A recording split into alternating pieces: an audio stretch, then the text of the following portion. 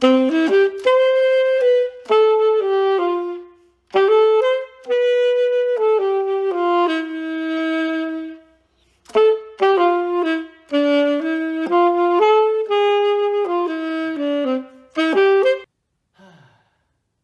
hello once again, everybody. Dr. Phineas Cortex at your service once again. And quite frankly, before we go any farther, let's go ahead and answer our question of the day, shall we? Now then, this question comes from a Jessica, and she asks, "Dear Dr. Cortex, how does a black hole give off light?" Well, quite frankly, Jessica, that's a very interesting question, because they don't. I'm being truthful, you know. Since black holes eat like everything, they have this sort of vacuum that sucks in everything known to existence, even light. They don't give off light either.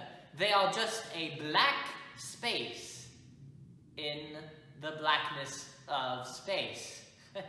You see, the light that you see that comes from black holes actually comes from the emission of ultraviolet radiation gas around its boundaries.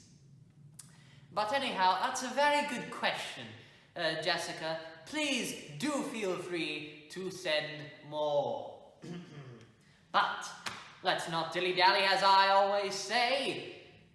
Now, if you remember, last week we explored the inner asteroid belt. But today we are going to explore the outer asteroid belt. That being called the Kuiper Belt. Now, I've got some data right here to talk about, thankfully. Now, the Kuiper Belt was named after Ken Edgeworth and Gerard Kuiper. Now, these are NASA astronomers, way back when they made their discoveries in the early 40s and early 50s. They proposed that there would be objects beyond the area of Pluto. Of course, you know Pluto being located in the Kuiper Belt as well. And as I mentioned before, the Kuiper Belt is located beyond the orbit of Neptune. And as you can see right here, the rough model that I illustrated, there's an inner circle here that says S plus R. I denoted that to be the Sun and the rocky planets. And beyond that, you have your gas giants, noted as 4 big G's.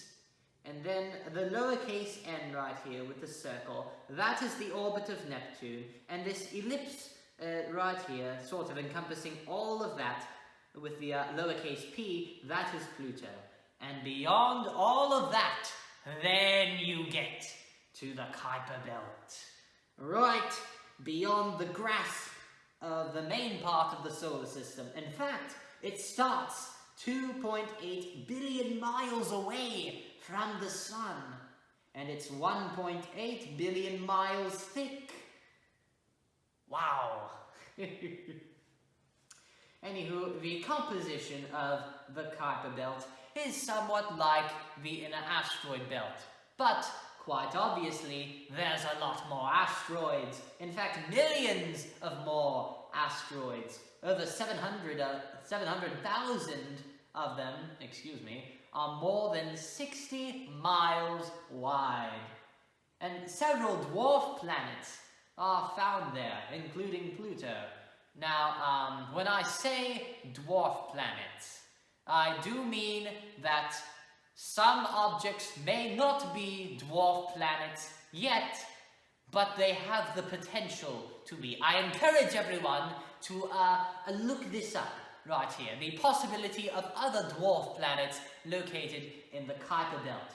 Now, all of these asteroids and little itty-bitty planets, little dwarf planets, they are all called Kuiper Belt objects, or they're also called trans-Neptunian objects, because they are beyond the region of Neptune, therefore trans-Neptunian. And like several other asteroids and other floating rocks in space that aren't really planets, they are made up of several types of rock and ice. And quite frankly, if you remember the big distance from the Sun to the Kuiper Belt itself, you can really infer that it takes hundreds of years for all of these asteroids to revolve just once around the Sun. Now, among all of these asteroids and little dwarf planets, scientists have made quite a few discoveries. One of those discoveries being the largest KBO, other than Pluto. Other than Pluto, that's a key word there. And this little planetoid is called 50,000 or 50000 Quaoar.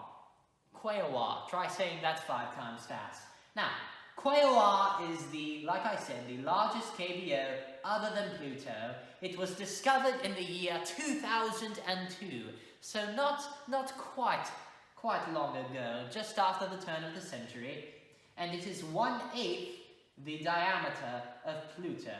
So not really the largest heavenly body, so to say, but quite formidable, to say the least. And that right there, my friends, is the Kuiper Belt. You can probably say that the Kuiper Belt itself is sort of like the fence gates of our solar system, encompassing the millions upon billions of miles, vast open spaces, asteroids, all of the planets and the Sun itself. And with that, my friends, I do believe that we are done with the solar system for now. For from here on out, we are going to be discovering more things outside of our very solar system. But before we get too far, today I have for you one of my Cortex challenges. Let's see what today's challenge is. Oh my. Oh, what's this? A note card is in here. Oh, I remember why I placed this note card here. I see. So, we all can agree that our solar system is very large compared to the likes of humanity, yes? I'm sure we can. And to give you an idea of how big the solar system is, I encourage you to check out a website on your browser of choice. It is called If the Moon Was Only 1 Pixel. Of course, a pixel being a unit of visual on so you call it a camera, not a camera screen, a computer screen. There we go. What it is a very accurate representation and scale of how large our universe is. I checked it out myself, and I must say, I was quite surprised indeed. Here, I have the link right here. I hope you can see it. You can pause the video if you want to try and copy it down. Here you go, I'll give you maybe a second or two. Do you have it copied down?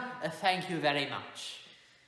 Yes, quite a wonderful, wonderful website indeed, and I encourage everyone to check it out once you are done with this video. Well, we are nearing the end of this video, quite frankly.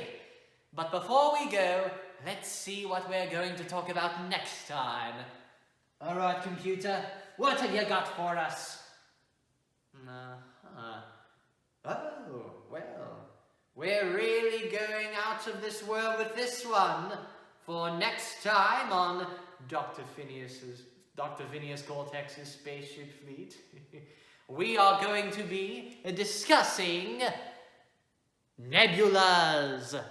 Quite wonderful phenomenons. Quite frankly, a few words I say often. Quite and wonderful. But anyhow, I thank you once again for joining me on this lovely, lovely quest. A big shout out to Jessica for the question asker for today. And if you're curious as to finding out if your question will be answered, then just leave your question, if you have one of course, down below in the comments section. Who knows? Your question might be featured on the next question of the day. Well, with that, my friends, I bid you ta-ta in 3, 2, 1.